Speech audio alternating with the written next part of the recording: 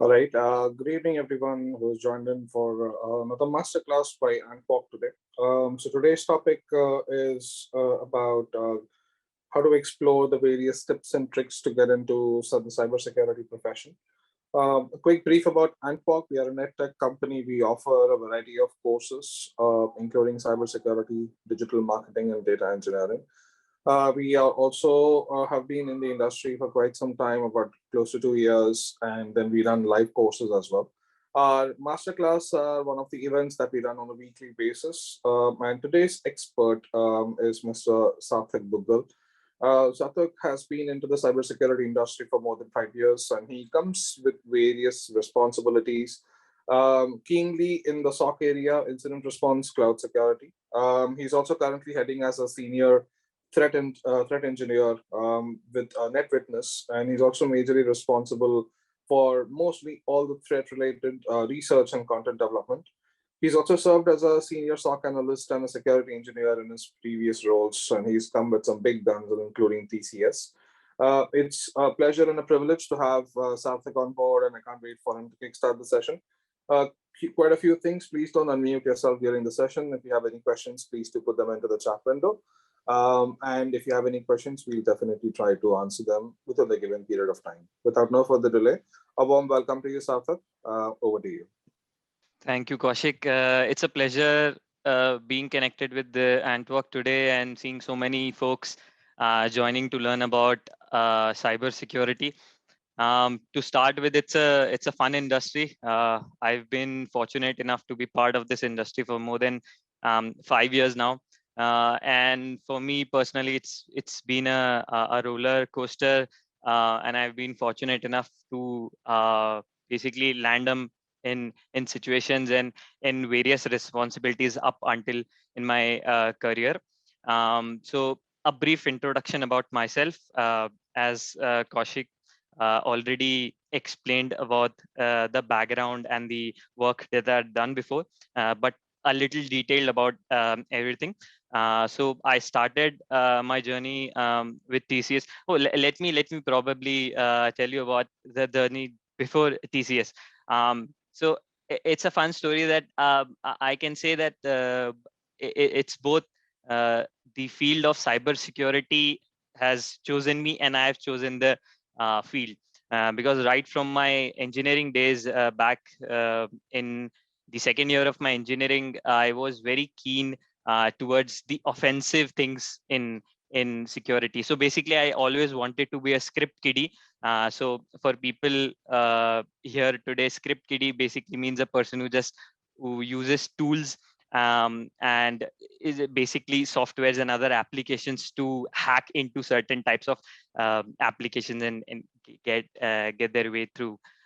So I just wanted to be a script kiddie back in my engineering days, and later I was very inclined towards the offensive part of the security. But then later on, in my third year engineering, I kind of focused on other things as well, around uh, the overall concept of cybersecurity and information security. And then later on in my the final year, I got placed with TCS, and I was fortunate enough to be selected for the particular domain in cybersecurity, and I had a great training and wonderful experience working with TCS. It actually gave me the platform from where I could catapult into such an great experience so far. So I started in TCS as an level one, as a started working with IAM, and then I've done quite some work in this short span in my career. I started with IAM, then moved on to become a level one SOC analyst. In a couple of months, I moved on to become an administrator for security tooling within the client that I was working with. I later on then I moved to FICO, wherein I was responsible and I was part of a team that was basically responsible in setting up the SOC infrastructure for the company. It was an in-house SOC, from bottom up scratch. And then I later on moved in a senior level position within FICO, where I also had mentorship and other types of responsibilities with the existing SOC responsibilities. And later on, at the starting of this year, I joined RSA NetWitness as a senior threat engineer, where currently I am focusing on building emerging like building threat content and carrying out threat research for the NetWitness platform, which is a next generation SIM platform, and basically trying to create valuable and cutting edge threat research and threat detection content for the platform, which helps the customers of RSA overall.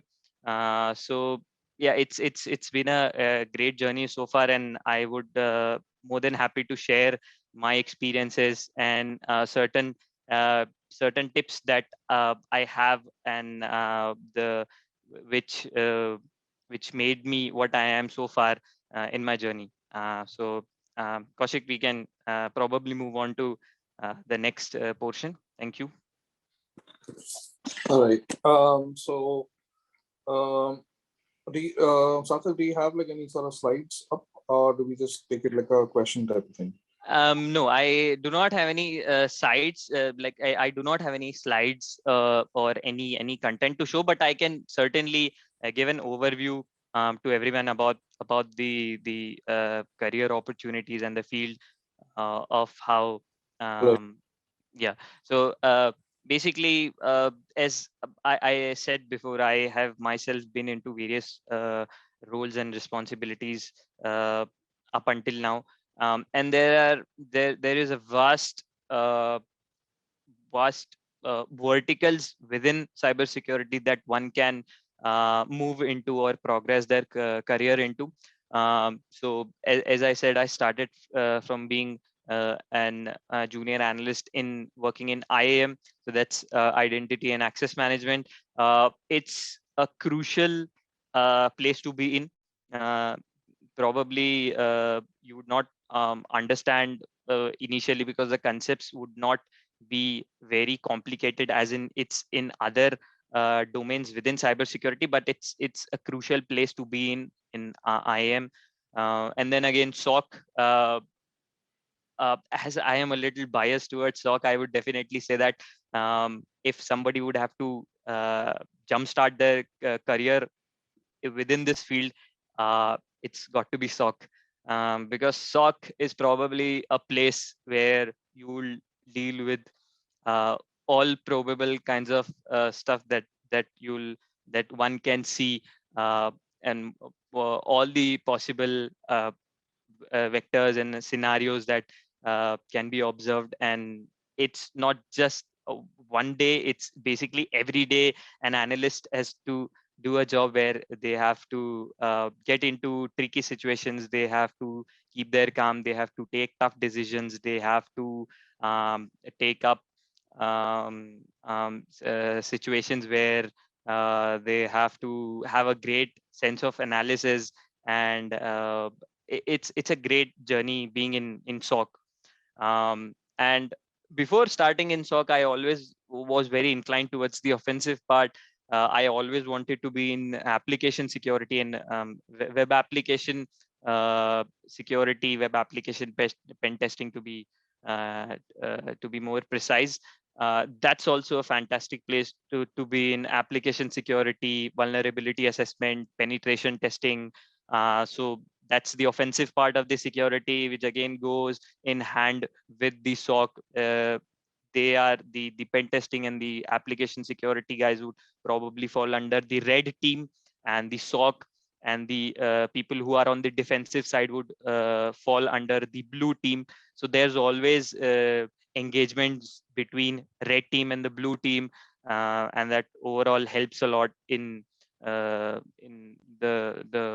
organizations trying to minimize and basically gauge their risk level.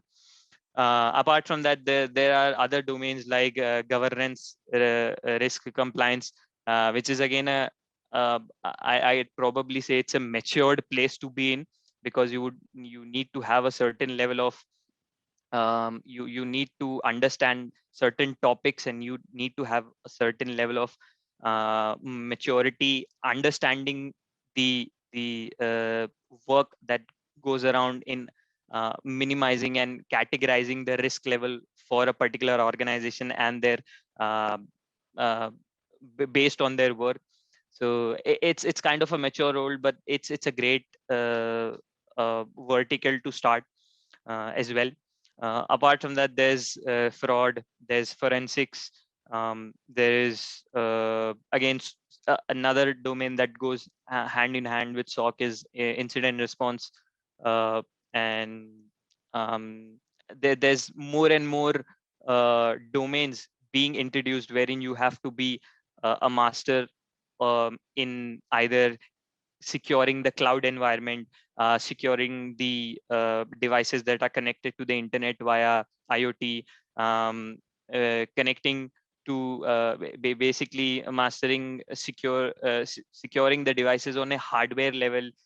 So there are more and more opportunities that are being um, that are being introduced into the market every now and then, because there's a the great demand um, for people, for great minds, for analysts with critical thinking.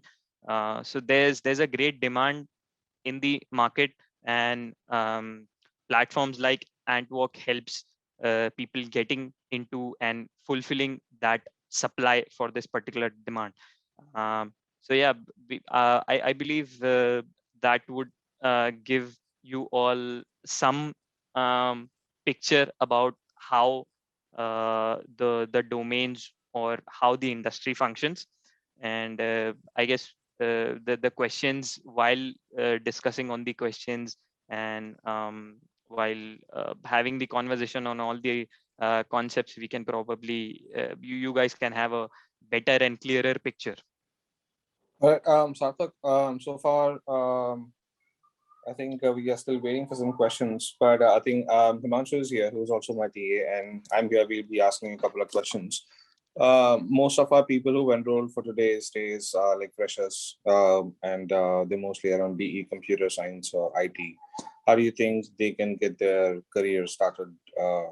I mean, what, because most of the people do say they hire freshers, but then the applications require them to be experienced professional. How do they overcome that? That's a valid question, and probably everybody would think that how to actually head into a position, or how to actually start a career. Even though there are the opportunities or the positions that you would see require a certain level of experience, but how to beat that? So what I've learned, what I've learned in my journey is that you need to be dynamic.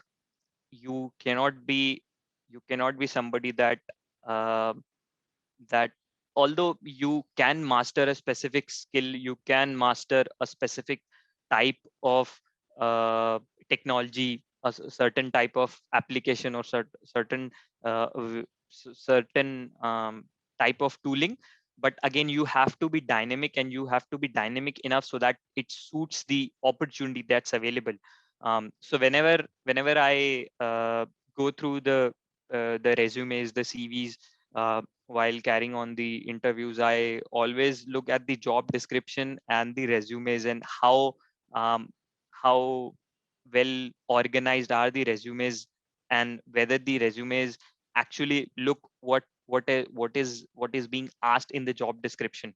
So the thing is, that's probably a secret. I can probably tell everybody here that the job descriptions are actually created by people who are not from a core cybersecurity background. So they'll basically put keywords into a job description, and they'll require the candidate to fulfill that particular like that particular skills, and based on that the shortlisting would be done. So my approach has always been to tailor your resume, to tailor your uh, to tailor your profile, to tailor your personal brand according to the opportunity that's available. So if it says that you need to be, you have to work in shifts, you need to have a critical thinking, you need to act on like short notice, you would have to work with the, let's say you need to have certain certifications done. So for each of the jobs, you will have different job descriptions, you will have different requirements. So you need to tailor your personal brand, you need to tailor your profile based on the requirement, because as in when you fulfill the requirement, you will be able to fulfill that demand that is being requested by the company. And getting into these situations is, first of all, you need to be, as I said, you need to be dynamic and you need to learn stuff, because there's two methods of learning stuff. Is one, either you learn it out of enthusiasm, you learn it out of curiosity, you learn it out of passion, or else when you are basically thrown into that situation and you will have to learn it. So now when you are actually practically doing that job, let's say you are working as a SOC analyst and you see some different type of attack that is being going on, and you are not able to understand what exactly is it. In that situation, you will have some or the other thing to learn about that, and yeah, like you will make yourself comfortable about that, and you'll actually start working on something, that how to fix it, how to identify it, how to control it, how to fix it. But if you are not in that situation where you do not have practical hands on, you cannot get your hands dirty with the actual stuff, at least you can learn about it. So learning is an aspect that is, I believe it's very relevant and it's very much needed in all types of industries within information, within IT or the technology industry, but it's very much needed in cybersecurity, because there are more and more threats, there are more and more types of attack vectors, there are more and more types of threat actors being uncovered every day. So you need to learn about the tactics. You need to learn what exactly is happening. For that, there are basic things that you can start. You can start reading about the news that's going on in the market. Like, uh, you would most of the people would know that every other company is being they have to deal with data breaches, they have to deal with cyber security attacks. So what were these attacks, what actually happened? uh, there are great articles, there are great videos that break down each and everything from a granular technical point of view.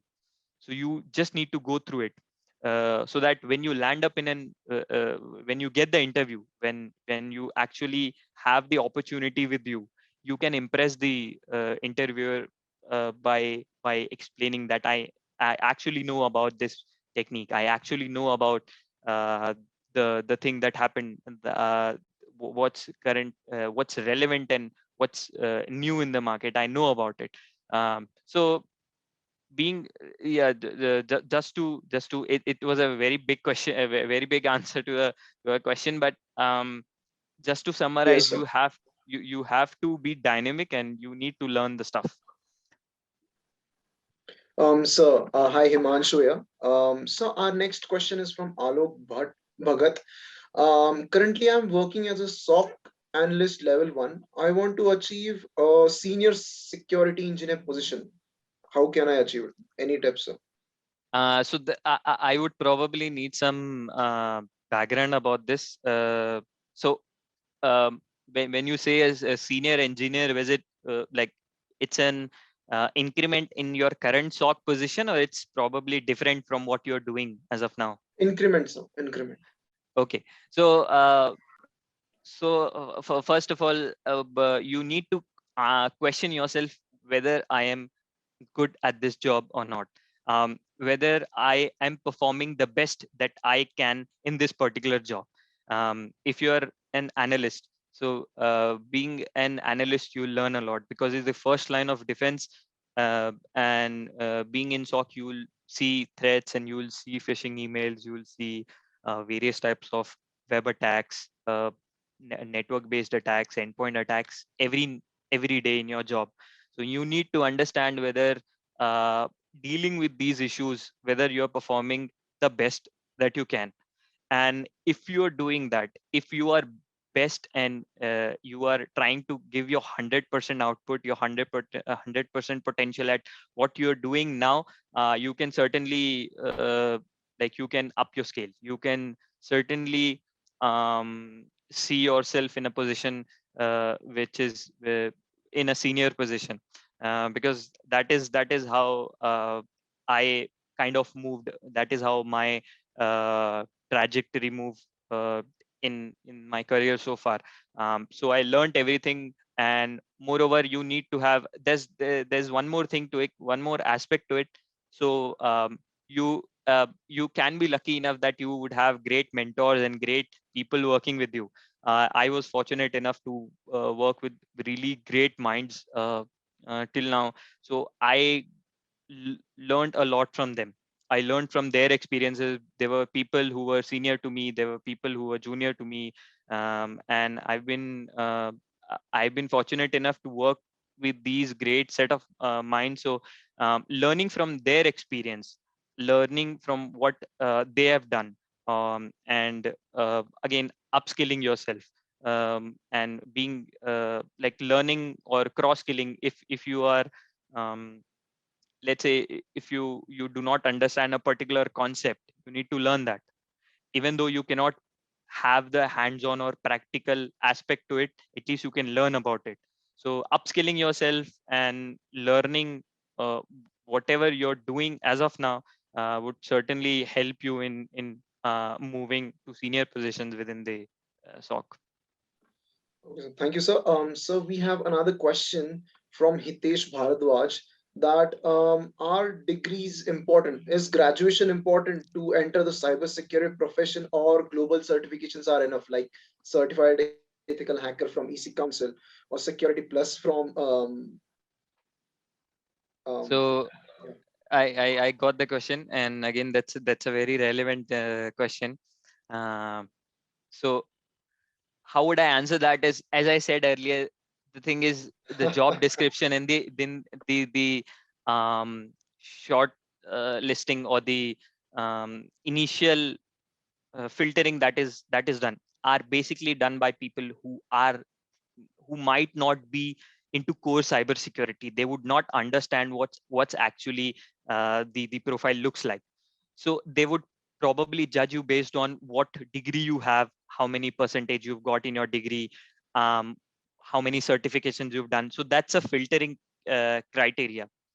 Uh, but when you move on to moving from that filtering criteria with the actual interviewer, um, the person, I guess most of the times, would not look at whether do you have an engineer's degree, whether do you have any other technical or a non-technical degree.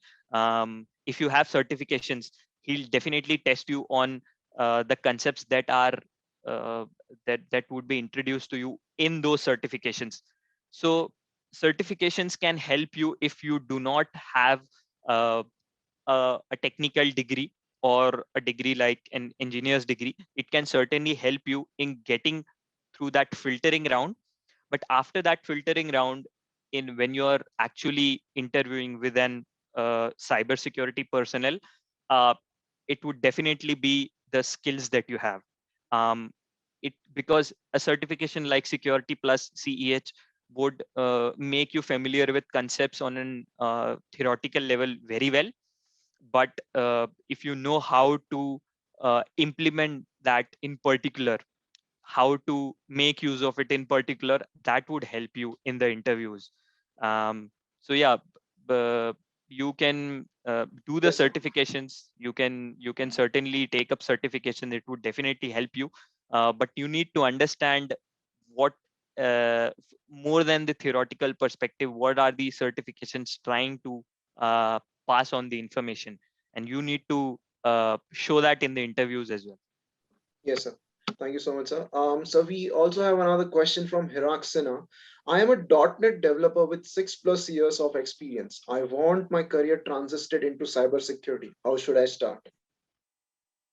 um, Please, I would definitely tell you to start learning about small things in the field of security, small concepts, as basic as understanding what is a threat, what is a vulnerability, what basic concepts. Start making yourself aware of what are the terms that are used in the industry, so that at least you can make yourself familiar with it. After you move on to understand the basics of what exactly the field is, you can move on to something which is more advanced. You can learn about particular type of technology or particular type of tooling that are available open source. You can learn about particular, as I said, the particular verticals like IAM, SOC, um, application security, vulnerability assessment. You can learn about these verticals, and you can try to gauge whether what would be the appropriate vertical that you would want to be in. You would you would want yourself to you would see yourself to be in. You have to understand that. And there's another great thing, great place where you can start transitioning into cybersecurity is hackathons, CTF competitions, um, capture the flag competitions, hack the box, small challenges that basically make you aware of the concepts, and as well as challenge you that uh, basically builds the solving skills within you. So that will be a great place to start. And once you have that uh, kind of information with you, that knowledge with you, you can certainly excel in the interviews. Yes, sir. So we have a next question. This is a common question, sir. Like many of people have done mechanical engineering, some are doing MSc in electronics and communication. Can these guys enter the cybersecurity field? Absolutely, 100%. Because I've been, as I said, I was fortunate enough to work with great minds, and majority of the people were not from computer science background. So they had either completed their let's say they were from commerce background, they were mechanical engineers, they were electrical engineers. So it is absolutely a myth that people from a non computers background, non technical background cannot land up into cybersecurity. It's not true. uh, it's just that you need to understand, uh, like if I would have to go into a job which requires to know about the mechanics of a machine, of a vehicle, let's say a two-wheeler. So I have to understand about the parts. What are the parts in it? How does an engine function? How would you how would you do this in a vehicle? Or I would have to understand that concept. Similarly, you would have to understand what uh, what functions in the industry, what function in cybersecurity, what is the term cybersecurity, what is information security. um, if you understand that, if you are able to make yourself comfortable with all of this, certainly you can get into the industry. Yes, sir. I'm sure Rahul and Ganesh, your questions have been answered. Yeah, sir, does SOC have any job opportunities starting in entry level? Absolutely, it does. It does. And I've been, again, as I said, I've been fortunate enough to work with people who were kind of junior to me. So back in FICO, I had a great set of team where I was fortunate enough to mentor them, and they were all they joined the company as interns, and then they moved on to become full-time employees. And as I said, my responsibility back in FICO was to bring up the SOC infrastructure from scratch for the company. So it was a great learning experience there with all these guys, because they came from a background where they had specialized in they had specialized in cybersecurity in their curriculum, like while studying. Um, so they joined as interns, and they moved on to become full-time employees within the company. And companies like, whether it's an product-based company that's function in cybersecurity, or any other company that needs an in-house SOC, uh, needs to build the SOC. And as in when as you see, more and more companies are forming their in-house SOC instead of giving the SOC or pushing it to a service type of consulting company. So they are doing it in-house, and when they do it on in-house, they certainly are short on budget, because it's a new team that they are introducing into the company, and they would not have all of the budget to put into SOC. So certainly at that point of time, they are looking more and more people with entry level experience, with no experience at all. um, as much as they should only have analytical skills, because they have to be analysts. So they need to have analytical skills, they need to have uh, people who can deal in pressure, who can work in shifts. So there are some requirements to work in SOC. So as long as you fulfill that, you will certainly have opportunities to get into SOC from an entry level, and get to the top. Yes, sir. Another question is, what are the must-know tools for a fresher who wants to join in cybersecurity? Um, there are no particular tools. So as I said, you have to tailor your profile based on the requirement. If a requirement says you need to know Nessus, you can learn Nessus. It's, you will get a trial of that. You will have platforms that make a really nice uh, understanding of the tool. You can learn that. If an job description says that you need to know Nmap or burp, or you need to know about OWASP, learn it. So there's no particular tool. I would not say there's a list of tools that one needs to know. You have to tailor the tools based on the description that's given. Yes, sir. So we have another question, that why incident response is important. Um, See, it's I can explain that with an example. So let's say you're working in your room, and suddenly you heard that there's a fire, uh, that there's a fire break on in your building, just in your neighbor's house. So what do? You obviously you will panic, but after panicking, what will you do? You will have either a fire exit in your building to get out of that place. You will either have fire extinguishers there to uh, basically kill the fire. You will have something else to defend yourself against the fire.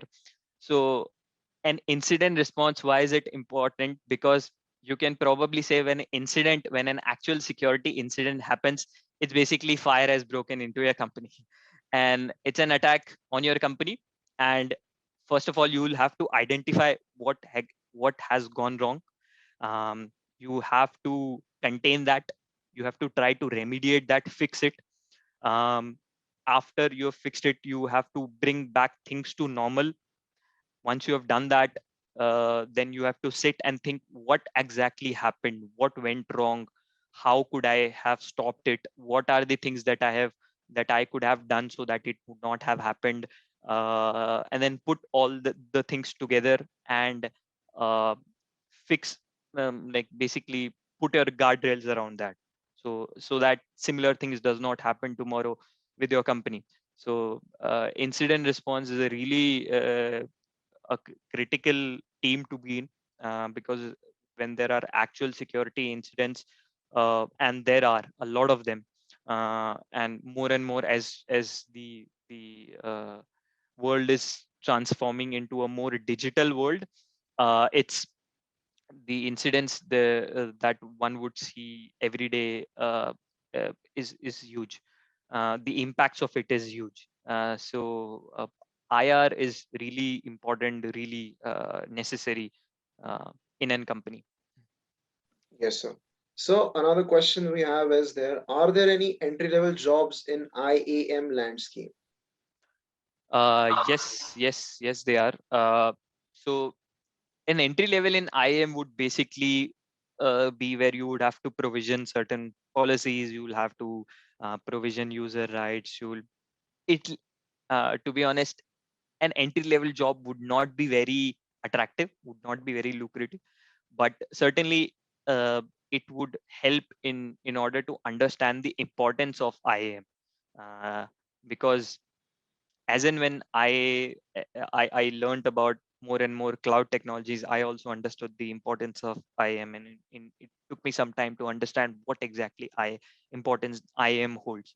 So the entry level jobs in IAM would probably, as I said, would look like you'll have to do simple stuff, provisioning, but the thing is you need to understand the importance. You need to understand the importance of what actually you're doing in um, in giving a particular authority to something, somebody on some type of tooling.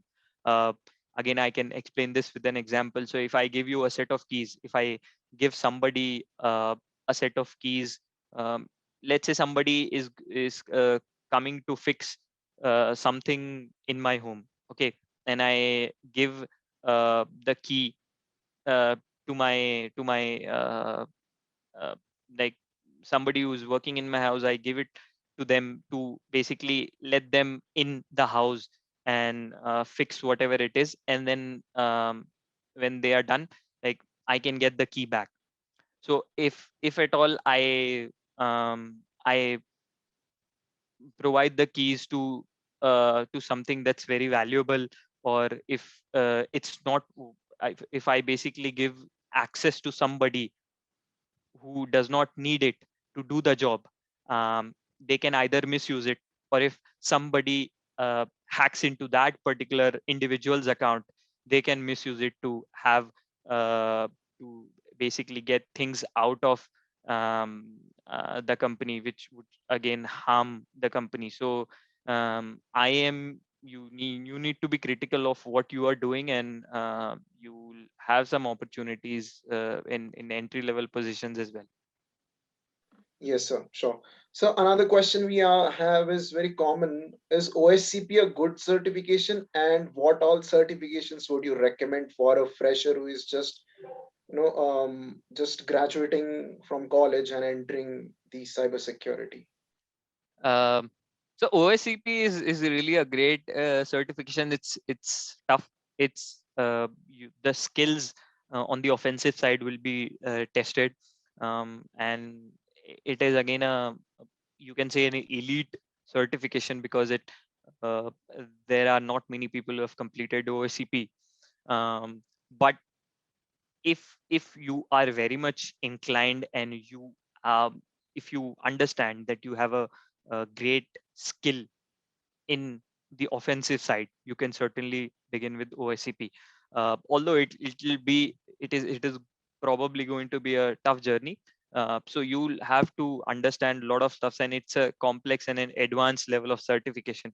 So instead of directly jumping onto OSCP, you can start with something like CEH, which basically understands like explains the concepts from a really base point of view.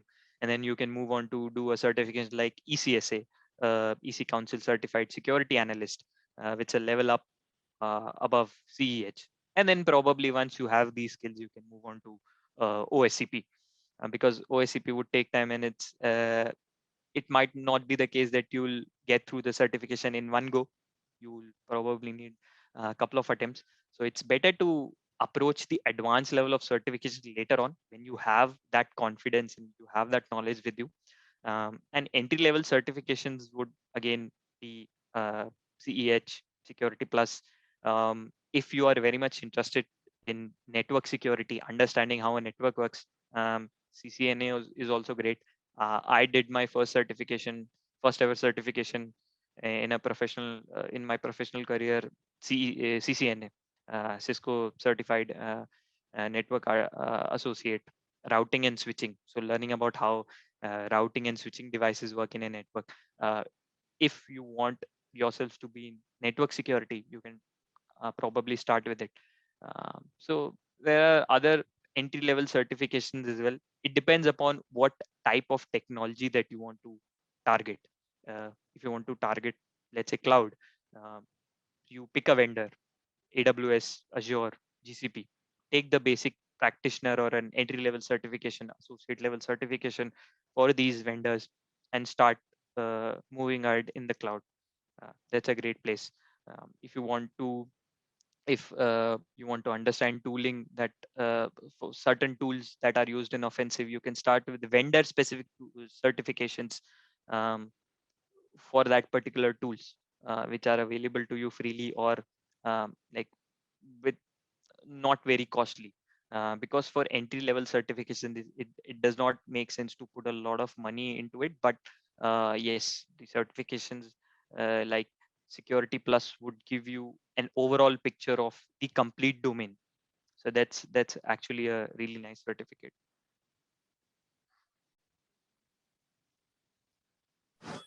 All right, Sarthak. So I think we have. This is one of the questions that even I have been keen to ask. That cybersecurity being such a vast domain today, how is there a way, or is there like a practice method by which one can determine how to associate which domain will they be best at? Um, so the answer to that would probably be, you can start from any particular domain.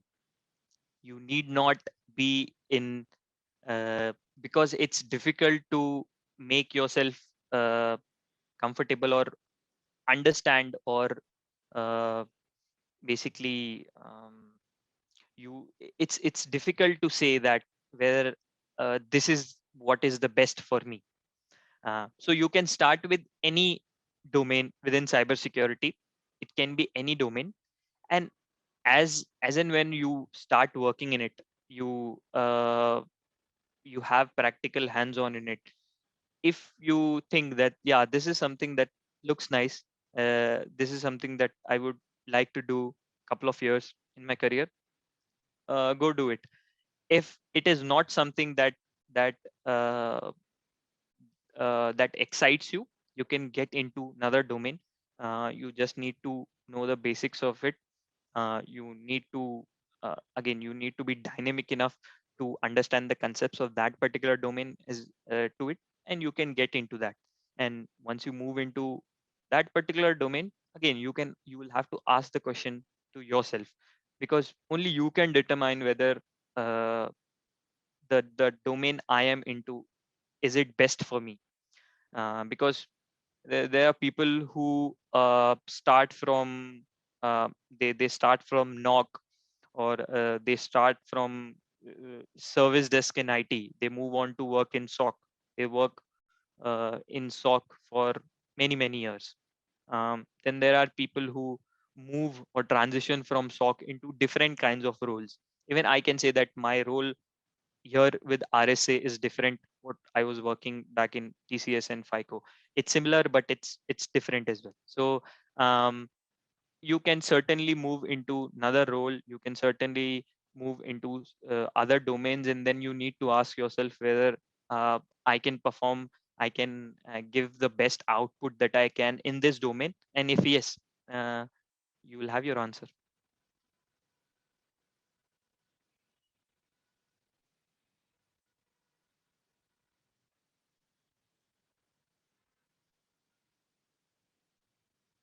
Yes, Kaushik, we can go ahead with the next question. I Yes, sir. think I have, sorry, I just have one question saying from Sonali. How can we apply for internships, and what are the certifications required to become a CISO? Certifications required to become a CISO. Yeah. Okay, that's a really long journey, because you'll probably land up in the CISO position, uh, spending 10 years, 15 years, 20 years in your career. It's a, and I don't think there is any. Uh, there is actually there are certifications that can help you to become uh, the mindset that a CISO possesses. But uh, basically it's a long journey, because getting into a position like CISO, it's you have to the domains that just spoke about. You are the big boss of all those uh, divisions, of all those domains, of all those verticals. So there will be lot many professionals working for the organization, and you have to lead it. So you'll learn about all these skills, you'll learn about all these practices that happens within an organization after getting that experience. So you might be fortunate that you get that experience within 10 years, 15 years, 20 years, or even 5 years, so you can land up in a position being a CISO of the company. But it's basically based on the experiences that you get. And while you're working in those different roles within your career, you would do certifications around like advanced level certifications like CISSP, CISM, um, in uh, auditing side, or something around governance risk side, because that's more that uh, that a CISO would need. So a CISO would not probably need technical skills that CISO would not probably need would probably, I'm saying probably, it might not be the case, but would probably not require a certification like OSCP. But he would certainly require a certification like CISSP, because it's a vast certification that makes you aware of lot of concepts, a lot of difficult and complex concepts within the industry. So that is something that you would require to be a CISO. And what was the other question? Was it regarding any other certification, entry level Um, certification? I think it was about internships. Internships. So internships, there are companies, as I said, there are companies looking to expand their overall um, minds that are in cybersecurity. They are looking for people uh, who can join them uh, right from college. So there are companies that have internship opportunities, and you can apply for it. Yeah, so a really great place to start that is networking on LinkedIn. A platform like LinkedIn can help you a lot in getting those right set of opportunities that you need. So getting that right opportunity, um, uh, like landing up in that right opportunity, can certainly be done by networking on LinkedIn, by showcasing your skills, by making the community aware that you know these stuff, you are kind of doing a project, or you are doing something uh, that will support your profile, that will support your brand, and companies would recognize that brand, and they would offer you opportunities. So yeah. So one last question we have is, what would be your table turning tip for professionals who will be just starting in the cybersecurity domain? um my table turning tip, or the most important tip is that I would give is never become stagnant, or never um like never actually be fulfilled, or never feel that I've done this, and I've achieved this, and this is the most that I could have done, or um, let's say I've done this much up until now, so that's basically my limit. I would not be able to go past it. So once you recognize that you are good in this skill, you cannot just stop there. Or once you recognize that, okay, I'm able to understand all this very well. I'm a great learner. I'm able to grasp everything really well. I'm able to apply it really well. A certain type of technology, a certain type of tooling. I probably should stop here. I'll master this, and I can probably continue in learning just this tool the entire my entire career, my entire life. That would probably be a not a correct approach. And if I am very comfortable in my uh, position that I am currently in, if I always be that okay, my life is going good, I'm here in this job, I'm earning money, I'm it's not a lot of challenges in your job, you'll probably not learn a lot. So you need to challenge yourself. You need to make sure that you do not have a stagnant mindset.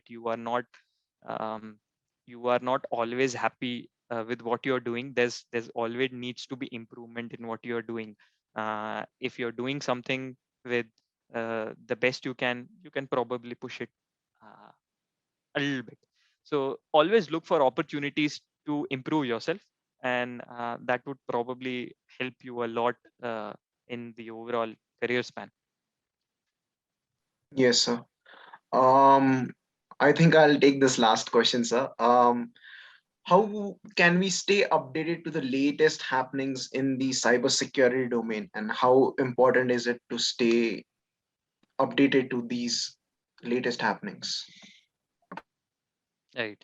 Uh, so there are lot many security centers, portals, websites that can help you with it.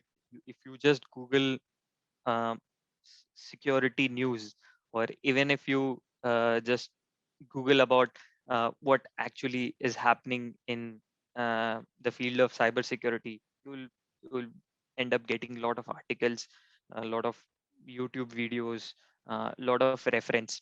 You can start from one point that will lead you to another article that can lead you to another article. You can start from places like even as basic as LinkedIn. You can just go to um, you can take a particular company, you can take a particular organization, and you can look at their post, what kind of work they are doing in in controlling or in understanding the threat vectors and threat actors that are there in the market. So you can start with that. You can start with, as I said, understanding what actually happened in the data breaches, and because there are big companies that are being attacked every now and then with either ransomware, with either uh, some other form of advanced malware. So you can learn about that. You'll have great breakdown of each of the incident, and you can start with that. That really helps. And you can learn about at least what you can start with is learn about the buzzwords in cybersecurity. So buzzwords like ransomware, malware, APT, threat, vulnerability. At least you can start with it. You can start googling the terms that you find in conversations like these, and you are not able to understand what exactly is this. Just Google it. You'll get an article on it. It will have some references down in the bottom. You can click on it. It will lead you to another article. That progression will happen. You will start spending more times on these kinds of articles, on these types of blogs, videos that will help you in understanding. Awesome. Sarthak, I think we are almost the end of the session here. Thank you so much for coming on to AntWak's platform to share some beautiful tips, some quick tips, and a good amount of valuable knowledge and shared across multiple fronts on the cybersecurity industry. All right. Thank you so much for your participation, guys. I really appreciate it. Sarthak, once again, thank you so much for coming on AntWak's platform. It's really been a pleasure hosting you, and we look forward to many more in the future. Thank you, Kaushik. It was a pleasure connecting with all the folks with the AntWak, and I look forward. Thank you.